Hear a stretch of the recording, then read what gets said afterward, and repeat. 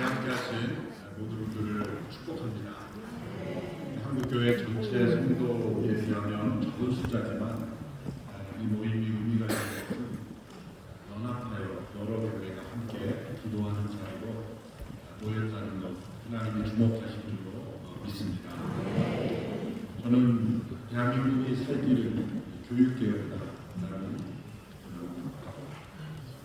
신념, 그런 믿음 속에서 사업하고 미션대로 하는 단체를 여러 교회 목사님들과 함께 만들어서 특별히 기독교 사학이 행복되고 한국 대한민국의 교육이 하나님이 기뻐하시는 또 미래를 이끌어갈 수 있는 교육 체계를 갖춘 나라가 되도록 기도하고 있습니다. 대한민국의 미래는 교육 개혁에 달려있다는 제목입니다. 우리나라가 처해 있는 가장 중요한 위기, 저출산이라는 것을 여러분이 잘 아실 겁니다. 몇 년 전 영국 런던 대학교의 교수님이 최후의 인구론이라는 그 발표에서 한국에 대한 매우 절망적인 발표를 했죠. 두 세대 후에 한국 인구의 85%가 사라질 수 있다. 매우 근거 있는 추정치입니다. 여기에 또 2024년까지 통계가 나왔고 2025년 지금 약간 올라갔지만 전반적인 추세로 계속해서 이 추세로 가면 대한민국의 미래가 매우 어두울 뿐만 아니라 나라 전체가 소멸될 수 있다. 그런 매우 긴박한 발표를 했습니다. 사실 어느 정부와 정책에 상관없이 공통된 정책은 바로 이 저출산을 극복하기 위해서 다양한 정책을 많이 내놓았습니다. 역대 정부들이 저출산 예산이라고 편성한 액수는 어마어마한 예산을 여기 쏟아부었는데 과연 효과가 있었는가? 전혀 없다고는 말할 수 없지만 이 저출산의 추세를 극복하고 있지는 못하다는 것입니다. 기업에서 육아휴직자 대체 인력을 지원한다든지 또 민간 아이 돌봄 서비스를 연기한다든지 또 이런 여러 가지 복지 차원의 대책들, 또 요즘에는 그 기업들이 출산 장려금까지 이렇게 내세우지만 전체 기업으로 봐서는 지극히 일부분이고 또 기업으로 봐서도 그렇게 출산 지원금으로 이 지출을 할 수 있는 기업이 많지 않다는 것이죠. 그리고 영적으로 보면 과연 그렇게 돈을 많이 주어서 아이를 낳는다는 패러다임 자체가 영적으로 보면 위험한 것일 수도 있습니다. 돈을 위해서 우리가 생명을 낳고 자녀를 기른다면 너는 얼마짜리야? 너는 얼마였을 때 낳았어? 너는 얼마였을 때 낳았어?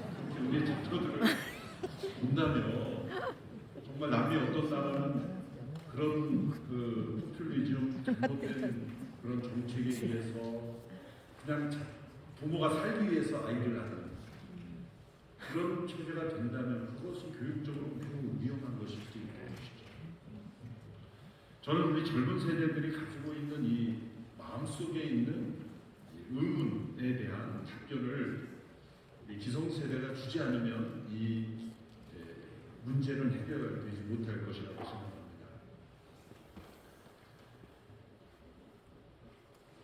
일정한 나이가 되면 결혼하고 또 결혼하면 자녀를 낳는다는 지극히 보편적이고 상식적인 그런 가치관은 왜 무너졌을까? 왜 내가 결혼해야 해요? 또 왜 내가 아이를 낳아야 해요? 라는 그러한 의문이 어디서부터 비롯된 것일까? 그거에 대한 이 해답을 우리가 내놓지 못한다면 우리나라는 희망이 없는 것입니다. 그러므로 저출산이라는 것은 단순한 현상이고 그 이면에 있는 우리 젊은이들의 가치관을 형성하게 된 그 근본적인 가치관과 세계관은 어디서부터 온 것일까? 저는 이것은 반성경적인 교육에서 비롯된 열매라고 보는 것입니다. 그리고 그 이면에는 우리나라의 사학의 중심이 되었던 많은 기독교 학교들이 듣기 싫건 좋건 기독교 학교에 다니던 그런 아이들이 성경을 배우고 창세기 1장에 보면 생육하고 번성하라, 양성체계 질서로 하나님이 창조하셨고 가정의 중요성, 이러한 그 성경적 가르침이 학교에서 가르쳐지던 것들이 이제 금지되었습니다. 학창 시절 기독교 학교를 다니던 분들은 설마 그럴 리가 있겠습니까? 라고 묻지만은 정말입니다. 종교학만 가르칠 수 있고 그 종교학교 가서 해도 기독교에 가는 것은 지극히 일부분 2페이지 남짓 그것만 가르칠 수 있습니다. 저는 우리나라의 저출산의 위기는 대한민국의 공교육과 사교육, 현재 많은 교회들이 세운 대안학교를 제외한 많은 공립학교, 사립학교가 반기독교적인 세계관의 기초다.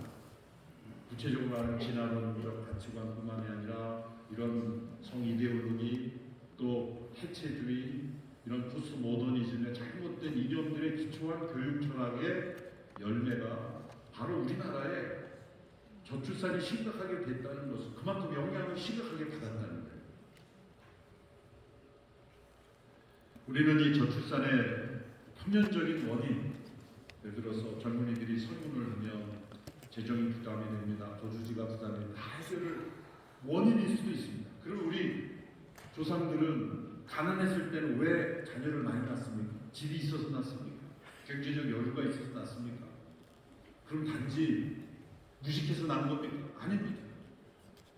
바뀌어진 이 다음 세대의 세계관이 우리 대한민국의 교육 체계로부터 또 교육하는 사람들로부터 비롯되었다는 것을 우리가 깨닫고 이 문제를 지적하고 도전하고 바꿀 수 있는 공동체는 교회밖에 없어요. 그래서 사학법인 미션 네트워크라는 걸 만들어서 우리 함께 열심히 두드리고 국회도 두드리고 정부도 두드리고 열심히 노력하고 있어요. 얼마 전 국회 교육위원회에서 대안학교를 일부 재정 지원하기로 결정한 것도 사실 그 열매입니다. 기도하고 두들기고 그렇게 노력해야만 되는 시대에 있었습니다. 현재의 우리나라 교육 체제에 숨어 있는 그러한 자유민주주의 체제에 합당하지 않은 그런 교육 체제의 문제점을 우리가 깨닫고 이것이 실현되기를 기도하고 함께 힘을 합쳐야 되는 때가 있습니다. 저는 왜 이 젊은 세대가 자녀를 낳지 않는가? 그들 스스로 말하지 못하는, 또 그들 스스로도 알지 못하는 내면의 원인이 있다고 저는 생각합니다. 그것은 뭐냐면 지나온 어린 시절의 학창 생활이 행복하지 않았던 겁니다. 더 나아가 불행했던 겁니다.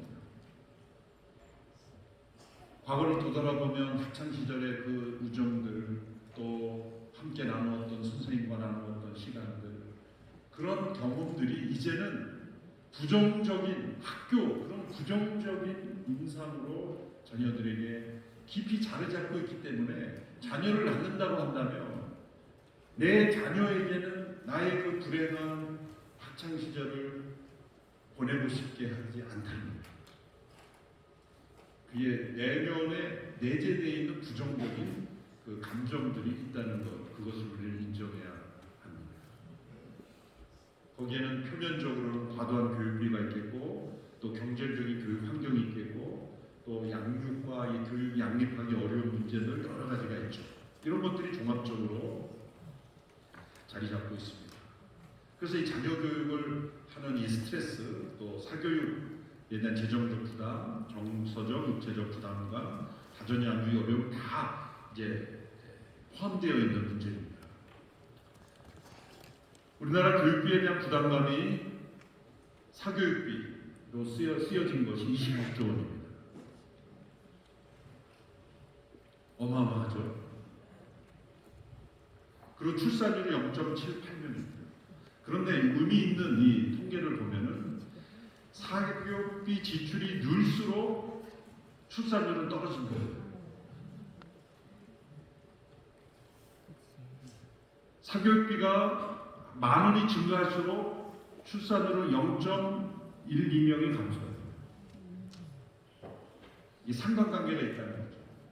그래서 사교육에 더 많은 투자를 할수록 출산율은 점점 떨어지고 있다. 또 교육 환경을 보시면 얼마 전 제가 뉴스를 보다가 캡처한 건데요.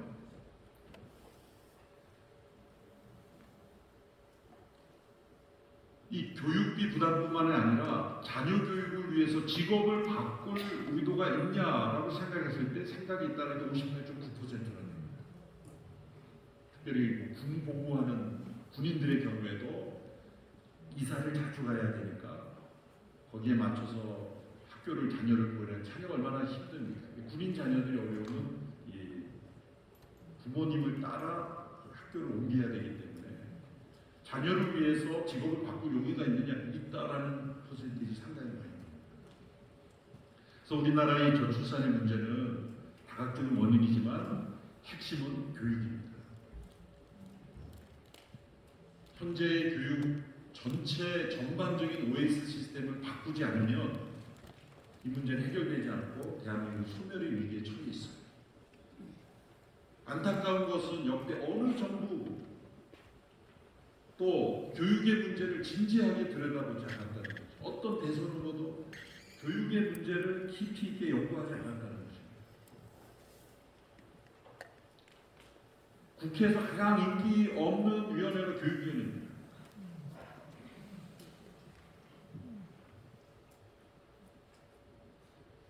교육개혁 이것이 제대로 되려면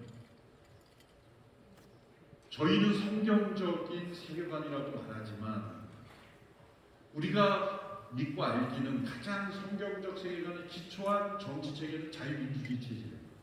자유민주주의 체제에 합당한 교육 제도가 이루어져야 되는데 자유민주주의 국가라고 하는 대한민국에서 이런 교육체제를 부정하고 있다는 것입니다.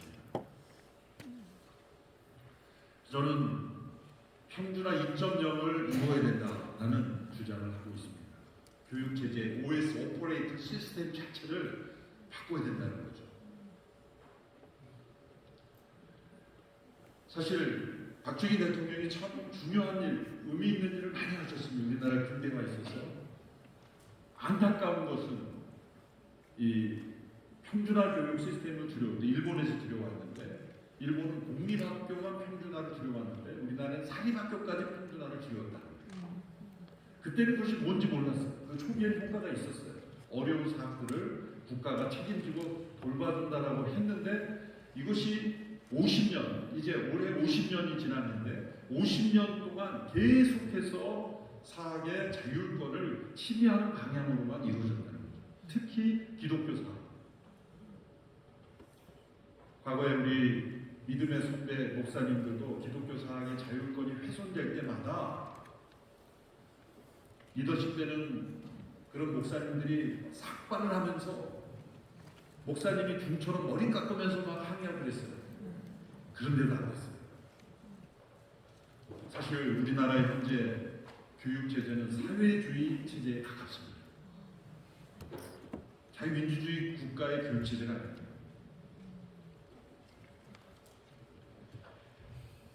사립학교가 이루어지려면 5가지 자율성이 보장되어야 됩니다. 학생 선발권, 교육과정 책정권, 교육 임명권, 등록금 책정권, 법인 구성권. 이 5가지를 보십시오. 옆에 제한, 박탈, 제한. 지난 50년 동안 이게 다 제한되고 박탈됐어요. 2021년도 사학법 개정 때는요, 이걸 사립학교가 이것을 뺏기지 않으려고 국회의원들을 만나고 사정하고 설명하고 그렇게 노력을 했는데 앞에서는 예 그럴 리가 있겠습니까? 그러고 하루아침에 통과시켜버렸어요. 그래서 우리나라는 엄밀히 말하면 사립학교가 없습니다. 우리나라의 사립학교는 대안학교만 사립학교입니다. 그래서 왜 대안학교가 500개 이상 이렇게 튀어나온 이유가 뭡니까? 자유민주주의 체제에 맞게 합당하게 교육하려면 대안학교로 나갈 수밖에 없습니다. 그래서 재정 지원도 못 받고 열심히 하지만 너무 열악한 환경 속에 처해 있는 거죠. 이게 왜 이렇게 되는 것일까? 정부는 이렇게 말합니다. 국가가 재정을 지원하니까 국가 통제를 받아야 된다. 그 재정은 정부가 사업을 해서 벌었습니까? 정부가 사업을 해서 번 돈입니까? 국민이 낸 세금 아닙니까? 정상적으로 국민이 낸 세금을 낸 국민이라면 자녀들이 교육 지원을 받을 수 있는 권리가 있다는 것이죠. 이러한 권리를 무시하고 있는 것입니다. 여기에 학교 선택권은 말할 것도 없죠. 평등한 교육이라는 이유로 다 지역으로 이렇게 알아서 가게끔 했죠. 그 결과가 뭔지 아십니까? 학생들은 여전히 경쟁을 치열하게 해서 경쟁이 사라지지 않았어요. 어떤 단체가 학생들이 경쟁 없는 학교를 추구한다고 해서 과연 경쟁이 없어졌습니까? 그거는 신기루와 같은 잘못된 이념인 거예요. 공산주의 이념과 같은 거죠. 모두가 잘 사는 세상을 만든다. 결국 노력하지 않고 소수만 잘 사는 거짓된 사상이라는 게 다 역사에 증명되지 않았잖아요. 경쟁 없는 교육을 만든다. 거짓말입니다. 어떤 경쟁이냐가 중요한 거예요. 서로를 인정하고 축복하는 선의의 경쟁이냐, 아니면 나만 잘되고 다른 사람을 떨어뜨리게 하는 경쟁이냐가 중요한 것이지. 아무런 경쟁 없이 모두가 평등한 사람 있긴 있어요. 공동묘지 가면 있어요. 공동묘지. 모두가 평등해. 모두가 움직이지 않고 아무 말도 안 하고. 경쟁 없는 교육이라는 단순하고 잘못된 교육 이념이 기초한 평준화는 실패했다는 것이 50년 우리나라 역사에서 증명이 됐고, 그 결과가 저출산이고, 그 결과가 교사가 학생을 때리고 학생이 교사를 죽이고 교육 현장이 망가진 겁니다. 교사들 학생을 무서워하고 학생들은 학교 가기를 싫어하고. 왜 이렇게 됐냐 이거죠. 반성을 해야 되는 거예요. 평준화 이념으로 시작된 50년의 교육이 이제는 종지부를 찍을 때가 된 거예요. 그런데 아무도 정직하게 인정을 안 해요. 그래서 학생들은 계속해서 끊임없이 똑같은 획일화된 커리큘럼화에서 계속해서 치열한 경쟁을 하고 있는 겁니다. 그런데 안 해도 되는 경쟁을 하고 있는 거예요. 만약 학교 선택권을 주면 어떻게 될까요? 학생들이, 부모들이 학교를 선택하게 되니, 이거는 사립학교에 국한된 얘기입니다. 나는 집 가까운데 걸어서 가고 편한, 그냥 정부가 배정되는 대로 국가 시스템에 맞는 교육을 받겠다고 하면 공교육 가면 되는 거예요. 그것도 선택이란 말이죠. 아니다, 나는 멀리 있지만 저 강원도에, 아니 나는 저 전라도에, 저 남해, 동해, 서해에 있는 특성화된 교육을 나는 받겠다고 선택을 하면 그 학생이 선택한 학교에서 교육을 받을 수 있도록 가정에 바우처를 보내준대. 우리가 교육만이 아니라 보험이 거주지를 옮긴다 그래서 국민연금이나 보험이 사라집니까? 따라가잖아요. 그것처럼 똑같은 시스템으로 하면 학교는 학생들의 선택을 받기 위해서 엄청나게 경쟁을 해야 됩니다. 여러분, 누가 경쟁을 하는 게 합당합니까? 어린 자녀들이 경쟁을 하는 게 합당합니까? 아니면 젊은 경쟁할 수 있는 교사들이 경쟁을 하는 게 합당합니까? 경쟁을 피할 수 없어요. 지금은 솔직히 말하자면, 교사들에게 죄송한 말이자면 초중고 교사 선생님들 노력 안 합니다. 경쟁이 없기 때문에. 학생들의 선택을 받지 않기 때문에 일부 특수 목적이나 자사고나 이런 어떤 특별한 목적을 가진 오히려 대안학교 선생님들이 엄청나게 노력합니다. 왜? 학생들의 선택을 받기 때문에. 대안학교 선생님들이 얼마나 열심히 노력하는지 모릅니다. 아이들을 창의적으로 교육하기 위해서. 그렇게 노력을 하고 효과적인 교육을 하는데도 정부의 기여를 못 받아요. 아무 노력도 안 하고 창의적인 교육을 하려고 하지 않는 학교는 교육청에서 계속해서 지원을 해줍니다.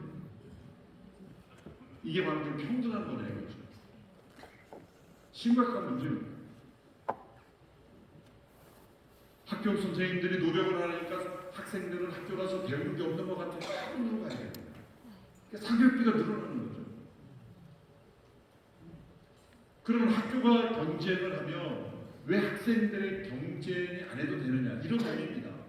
저는 수학에 대해서는 뭐 문외한 정도가 아니라 거의 두려움의 대상입니다. 수학이 저는 거의 맞지가 않아요. 글은 맞는데 수는 잘 안 맞아요. 근데 잘하면서 저를 많이 정죄했어요. 너는 왜 이렇게 수학을 우리 해법, 정석, 아무리 열심히 타도 시험 문제만 나오면 깜깜해요. 나는 왜 이렇게 무능한 걸까? 자책했어요. 그런데 제가 이제 와서 보니 제 잘못이 아니었어요. 교육 제도의 잘못이었어요. 네? 만일 수학을 안 해도 되는, 산수 정도만 해도 되는 인문학교가 있으면 저는 거기를 찾아갔을 거예요. 거기에서 인문학, 철학, 문학 이런 쪽에 관심을 가진 아이들이 더 잘 되기 위해서 열심히 노력했다면 저는 행복했을 거예요. 그런데 똑같은 캐리큘럼에 따라서 그렇게 교육을 해요. 제가 고등학교 다닐 때 그 학교에 야구부가 있었어요. 제가 지금 고등학교 키입니다. 그러니까 고등학교 때 키가 컸죠. 70번이었어요. 그때는 많이 꽉꽉 차서 70번대였는데 제 주변에 있는 친구들이 다 야구부예요. 그런데 교육법상 운동부도 오전 내내 수업을 해야 된다는 거예요. 계속 잡니다, 내 친구들. 저도 졸려요. 있는 데는 싸고 앞에 있는 데는. 그때는 당연히 그래야 되는 줄 알았었는데 그게 잘못된 거예요.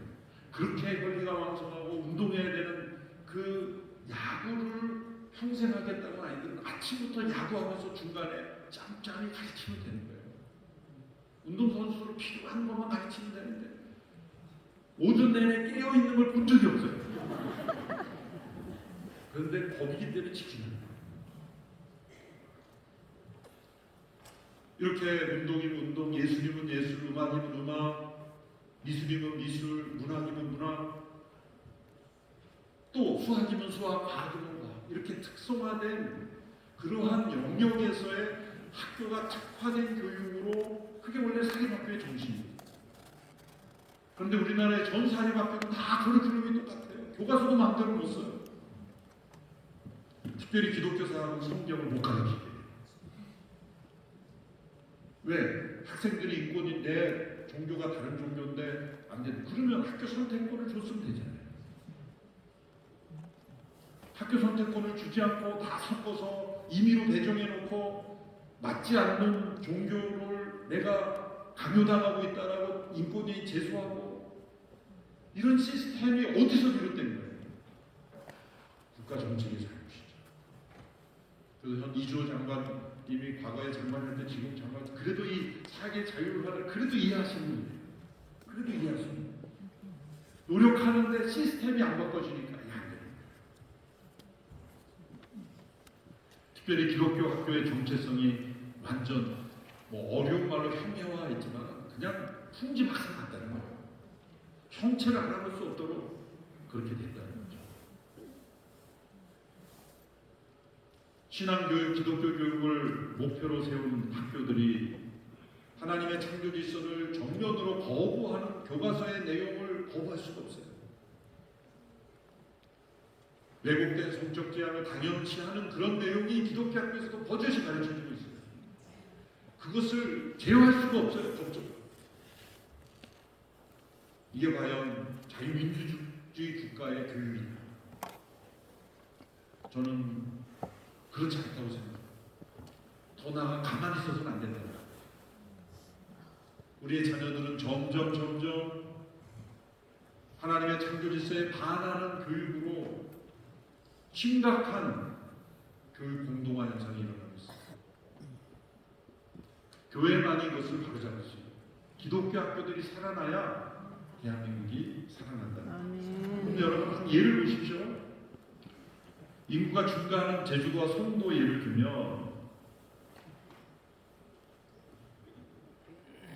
인구가 다 줄어들고 있다고 하는데 제주도와 송도 인구가 증가하고 있어요.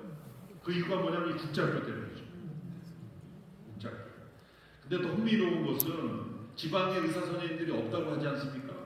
제주도와 인천은 의사 선생님이 증가율이 가장 높습니다. 적게 페이를 줘도 의사 선생님을 구할 수 있다는 거예요. 제주와 송도는. 뭐를 말씀드리려고 하냐면 지역의 소멸된 원인도 지방의 학교들이 자율적으로 특성화돼서 살아나는 좋은 학교들을 많이 일어날 수 있도록 해줘야 된다는 거예요. 그러면 전문직에 가신 분들도 지방에 다 내려갈 수 있다는 거예요. 의사 증원 문제가 우리나라 심각한 문제가 됐지만 그게 왜 실패했습니까? OS 시스템은 하나도 바꾸지 않고 프로그램만 바꾸려고 했기 때문에.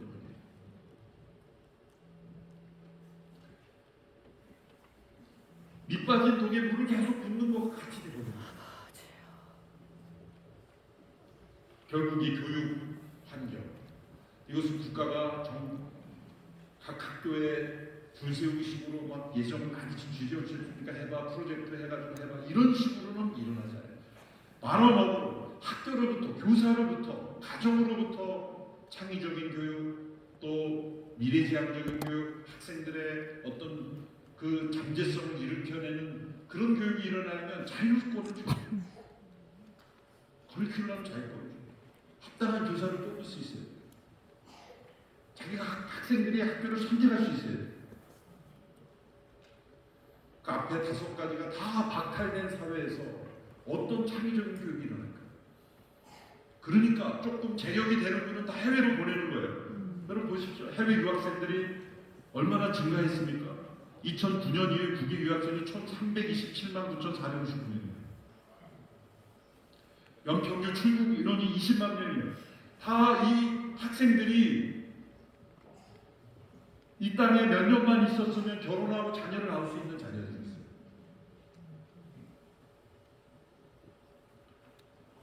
또 우리나라의 국제학교나 대안학교에서 공부하고 학업을 하는 자녀들도 국내 학교로 들어오기가 너무 힘든 거예요. 대학교. 제가 산동대학교 이사장으로서 한동대학교는 대안학교 이 TO를 늘려라 그러죠. 그것도 마음대로 못 늘려요. 교육 허가가 있어야 또 그것도 조정이 가요. 그래서 한동대학교가 대안학교가 기독교 대안학교가 많기 때문에 가장 TO를 늘리려고 하는 학교들이에요. 그래도 오고 싶은 학생은 다 못 받고 있어요. 또 이렇게 해외로 나가는 자녀들이 국내로 들어올 수 있느냐? 얼마나 어려운지 모릅니다. 출입국 관리법 내지는 여러 가지 선천적, 복수 국적법 이런 복잡한 법들이 해외에 오래 있는 자녀들이 국내로 다시 돌아오기가 너무 힘들어요. 와가지고 핸드폰 하나 열기도 힘들어요. 그러니까 국내에 잘 있을 수 있는 자녀들은 다 해외로 보내야 되고 해외에서 돌아온 애들은 못 들어오고 그런 인구가 점점 감소되고 출산율이 저조해질 수밖에 없는 거예요. 다 교육제도의 문제입니다. 방안이 무엇입니까? 교육의 자주성과 선택권을 보장해야 된다. 기존에 이런 방안을 위해 정부가 학교에 비용을 지원하면 학교가 학생의 무상 지원하는 것. 이걸 손정호 목사님 앞서 설명한 거잖아요. 이걸 이렇게 바꾸자는 거죠. 정부는 각 가정의 바우처 시스템으로 지원을 해주고 그 학생들의 선택을 받는 학교에 그 바우처를 제출하면 되는 거예요. 이거 하나만 실시하면요 어마어마한 변화가 일어날 거예요. 정부의 사회학교는 난리가 날 거예요. 왜? 학생들의 선택을 받아야 되기 때문에 이제는 똑같은 커리큘럼으로 하면 안 돼요. 진짜 확실하게 성경적 정체성을 가진 신앙교육을 하든지 아니면 정말 수월성 있는 아이들을 하든지 아니면 이런 학교도 나올 거예요. 우리는 반에서 뒤에서 10등까지만 받는다. 그런 학생들을 환영하는 거예요. 그래서 그냥 놀기만 했던 아이들 환영한다. 여기 와서도 놀아라. 근데 조금만 공부하면서 놀자.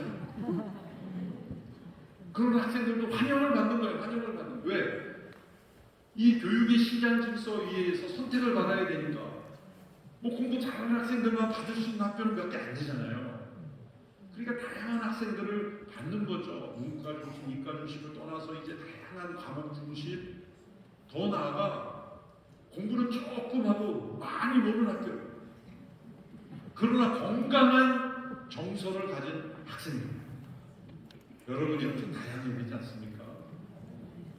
공부에 관심이 없는 학생은 아무도 얘기해도 안 돼요.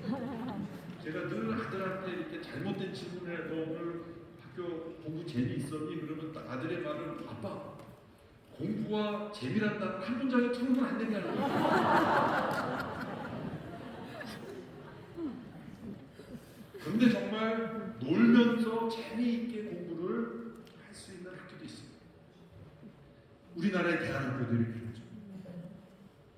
학교에서 이탈한 우리 청소년들이 학교에서는 무능한 아이들, 또 일종의 버림받은 아이처럼 여겨졌지만 그런 아이들을 모아다가 그 자신의 존엄성을 알려주고 너 얼마나 귀한지 아느냐. 그러면서 공부는 적게 하지만 인생을 가르치고 삶을 가르쳐서 훌륭한 학생들을 키우는 대학교가 얼마나 많아요. 진정한 의미의 사립학교죠. 그래서 이 바우처 제도를 도입해야 되는 거예요. 이거는 할 수 있는데 안 하는 거죠. 사실 그런 의미에서 교육부의 많은 시스템이 바뀌지 않은 거 아니에요. 그런데 이거는 한두 사람이 얘기해서 부모님들이 다시 해요. 부모님들. 학교들이 나서도 안 돼요. 부모님들이 나서야 돼요. 제가 볼 때. 그래서 학부모 운동을 시작해요. 그래서 우리 한다연이 저에게 이런 발표기를 주셔서 제가 이 관련된 분들하고만 세미나 할 때만 제가 발표했던 내용이지만 이제 24일에 여러 정당 또 교육부 이런 분들 다 모인 자리에서 내가 이 발표를 또 하려고 합니다. 교육의 문제는 뭐 사회 위기고 또 기독교 학교의 역할이 가장 중요한 시대가 되고 그 기독교 학교를 떠받치고 있는 교회의 역할.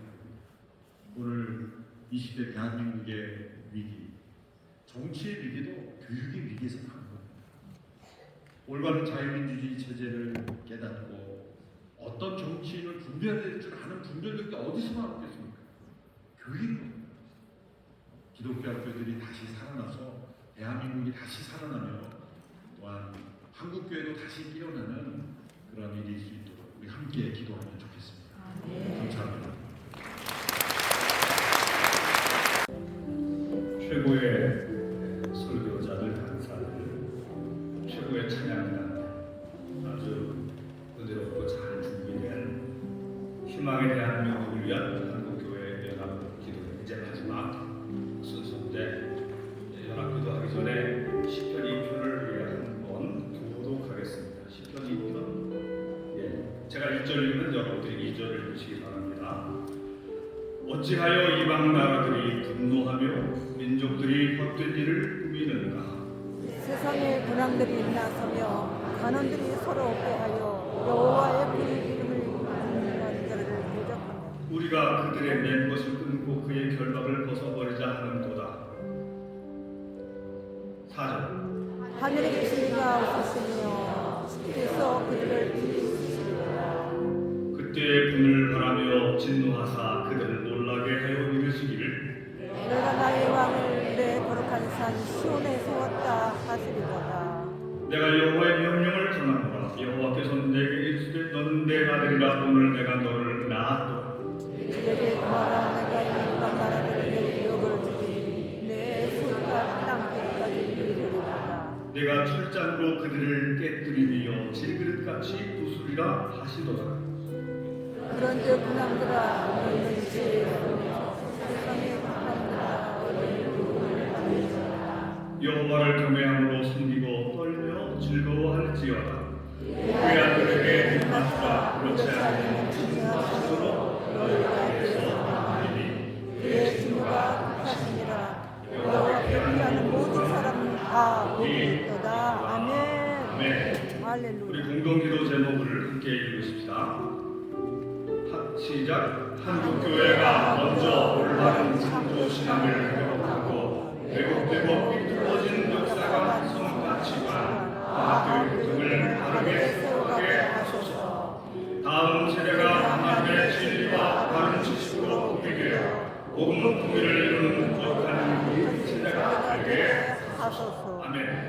우리 마지막 기도니까 다 일어서서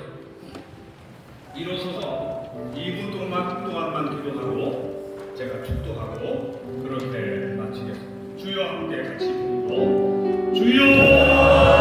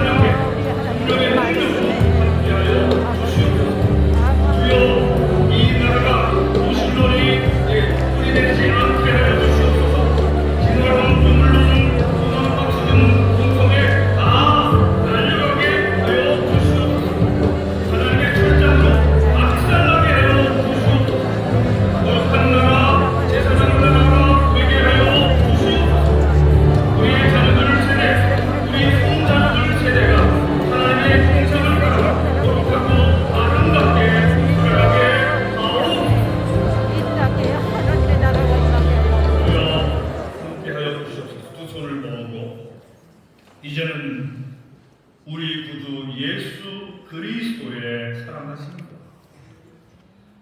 창조주 하나님 아버지의 무한하신 은혜와 지금도 살아계셔서 우리에게 감화 감동 주시고 우리를 통하여 일하시는 능력에 성령의 감화 감동하시니 이 희망의 대한민국을 위한 한국교회 연합기도회 온 모든 성도들과 그들의 가정과 그들의 교회 위에 그리고 우리나라에서 하나님을 경외하는 모든 사람들과 그들의 가족들 위해 함께 하시기를 영원까지 함께 하시기를 간절히 축원하옵나이다. 아멘.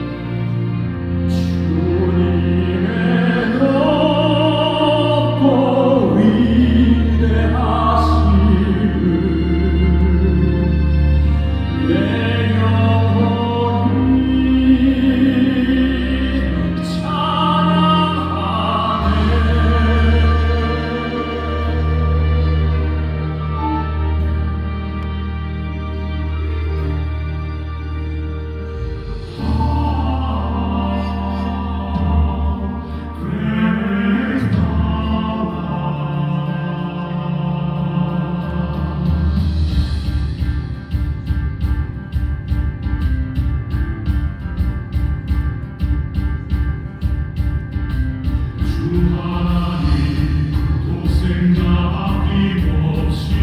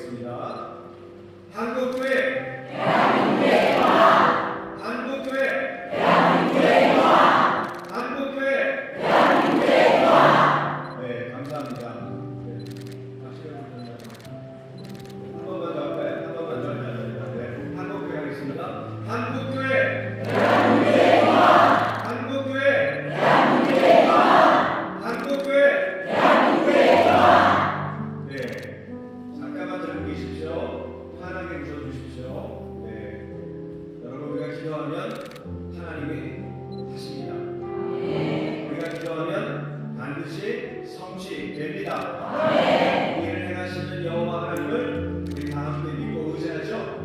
네, 이제 내일 오시고 하나님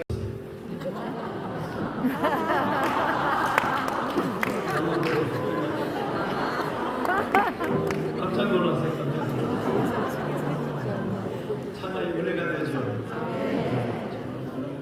여러분, 기도는 방법입니다. 기도는 하나님의 능력을 붙잡는 유일한 우리의 소리입니다. 우리가 기도할 때 나라와 이 땅의 교회와 다음 세대를 살리시고 세우시는 하나님의 영광과 역사를 볼 줄로 믿습니다. 여러분, 기도하는 시간 먼저 순서지에 나와 있는 기도의 그 제목들을 저와 여러분이 먼저 한번 읽고 이 제목에 기도할 수 있는 동력이 되는 말씀을 세 군지를 읽고 함께 기도하고 마무리하겠습니다.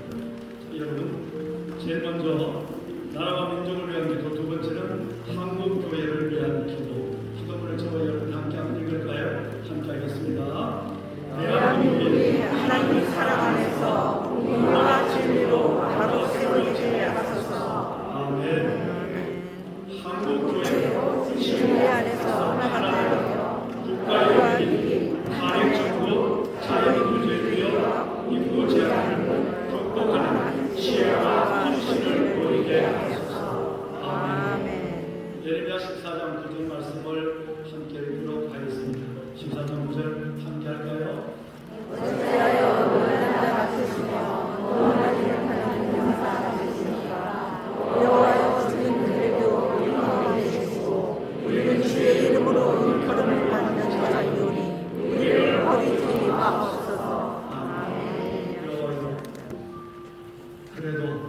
그래도 주는 우리 가운데 계시고 우리는 주의 일컬음을 받는 주의 백성, 주의 자녀니 주여 이 나라를 우리를 선교사가 필요한 이 땅에 입은 이 복음의 나라를 위대한 선진들이 피 흘려 지킨 수많은 젊은들이 희생인 이 나라를 도리스미소서.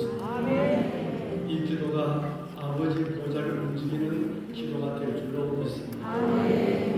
두 번째는 여러분, 출애굽기 10장 5절과 6절 말씀해 보시면 읽지는 않겠습니다. 이 말씀에 보시면 하나님께서 우리를 문나라 가운데 제일 먼저 주께서 우리를 하나님께서 그 모든 민족 중에서 아버지의 소유로 삼으시고 두 번째는 하나님의 제사장 나라 거룩한 하나님의 백성이 되게 하소서라고 하는 모세의 기도가 있습니다. 이 기도가 오늘 나라와 민족을 위해 기도하는 이 자리 우리의 기도가 됐으면 좋겠어요. 이 나라 대한민국을 주의 소유로 삼으소서. 하나님, 이 나라가 거룩한 아버지의 것, 거룩한 아버지의 나라, 하나님의 소유의 백성으로서의 주의 영광을 드러낼 수 있는 그 민족으로 다시 일어나는 역사를 우리의 대에 우리 눈으로 보게 하여 주옵소서. 교회를 위해서 기도할 때는 하나 되게 하소서. 모든 교단이 연합해서 이렇게 모여서 다음 세대를 품고 기도하는 것처럼 하나님, 요한복음 17장 22절 말씀에 보면 예수님께서 십자가 전에 기도하신 내용처럼 삼위 하나님, 우리가 하나 된 것 같이 그들도 우리도 모두가 교회와 교단을 넘어 이 하나님의 주신 이 기도의 명제, 삼위의 명제 가운데 하나 되게 하옵소서. 우리는 이 기도를 갖고 기도할 때 하나님의 응답할 줄로 믿습니다. 여러분, 이제 우리 한번 다 같이 한번 기도할 것입니다. 어떤 모습으로 기도해도 좋습니다. 가능한 손을 한번 들고 기도했으면 좋겠고요. 주님을 세 번 한번 크게 부르고 기도할 때 첫째는 나라와 민족을 위한 기도, 두 번째는 이 땅의 교회와 하나님께서 교회를 주신 소명을 위한 기도를 함께 기도하는 시간을 갖습니다. 다 같이 한번 주님을 세 번 부르짖고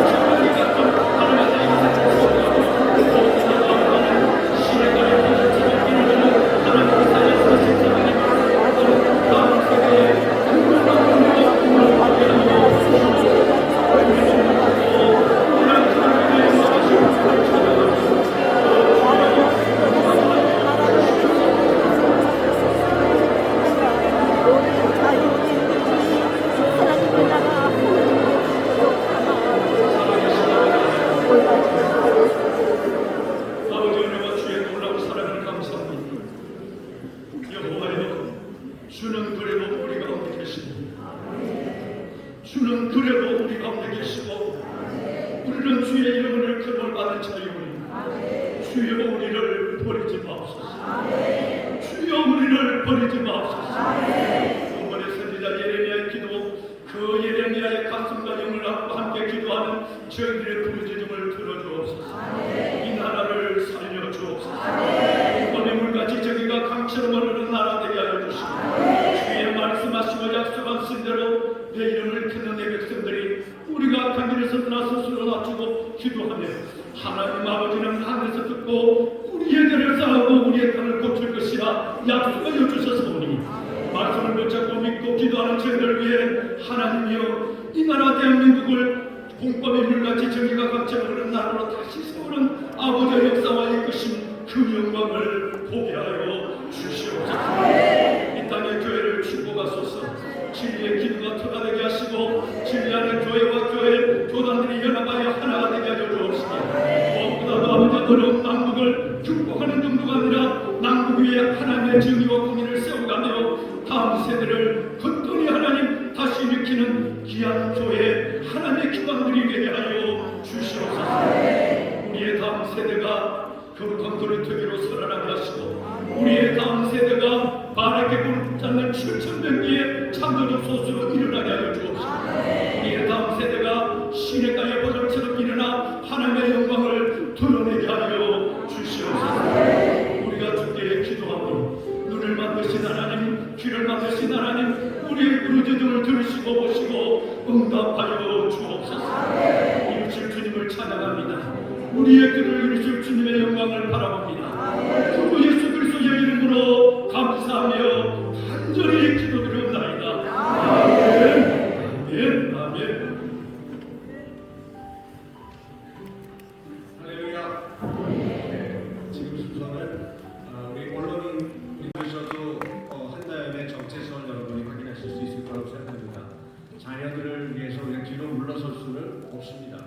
그래서 우리 말씀드린 대로 한나연 한국어운동 이런 것들이 구체화될 수 있도록 저희들이 준비하겠습니다. 여러분 협력해 주시고 함께해 주시기를 부탁드리겠습니다.